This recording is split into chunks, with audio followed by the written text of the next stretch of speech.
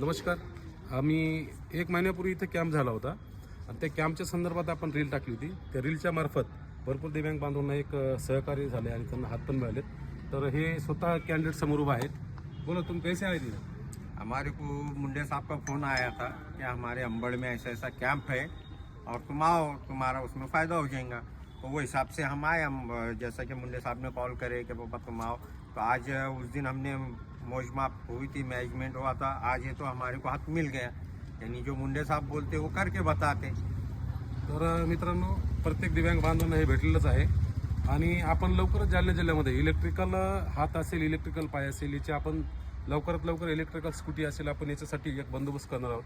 पण ती वेळ आणि तारीख आपण व्हिडिओमध्ये नक्कीच निश्चित करू.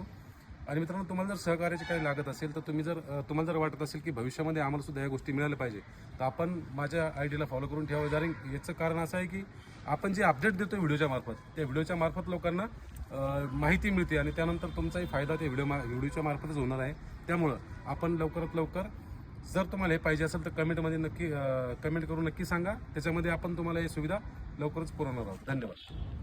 तर ज्या दिव्यांग बांधवांना हे सगळं साहित्य पाहिजे असेल त्यांनी कमेंटमध्ये तर सांगावंच. परंतु मित्रांनो, आपण दिव्यांग बांधवांसाठी स्पेशल अजून एक कॅम्प उपलब्ध करणार आहोत. त्यामध्ये दिव्यांग बांधवांसाठी इलेक्ट्रिकल साहित्य, जसे की इलेक्ट्रिकल हात असेल, ज्याचा हात कटलेला असेल त्या व्यक्तीसाठी एकदम मजबूत हात, जेणेकरून त्याला काम वगैरे करता येईल, गाडी चालवता येईल, हे सर्व आपण उपलब्ध करणार आहोत. ज्यांच्या पायामध्ये रॉड असेल, त्यांना चालता येत नसेल, त्यासाठी सुद्धा डॉक्टरांचा सल्ला आपण घेणार आहोत. आणि मित्रांनो, हे सगळं करत असताना तुमच्या सगळ्यांच्या आशीर्वादाची खूप गरज आहे. कारण तुमच्या सगळ्याच्या आशीर्वादामुळे व तसेच तुमच्या सगळ्याच्या प्रेरणेमुळे हे सगळं काम मी करत आहे.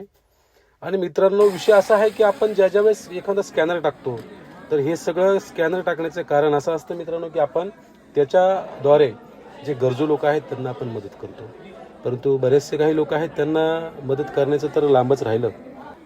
परंतु एकमेकांना नाव ठेवणं याच्यापेक्षा पुढं काही जमलेलं नाही.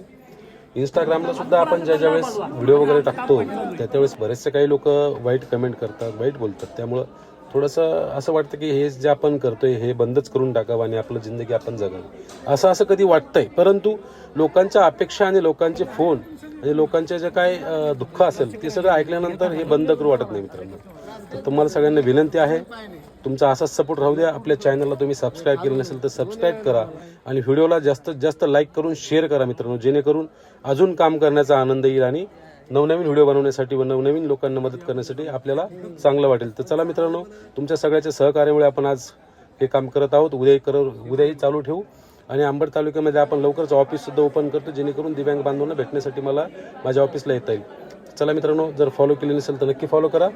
धन्यवाद. जय हिंद, जय महाराष्ट्र.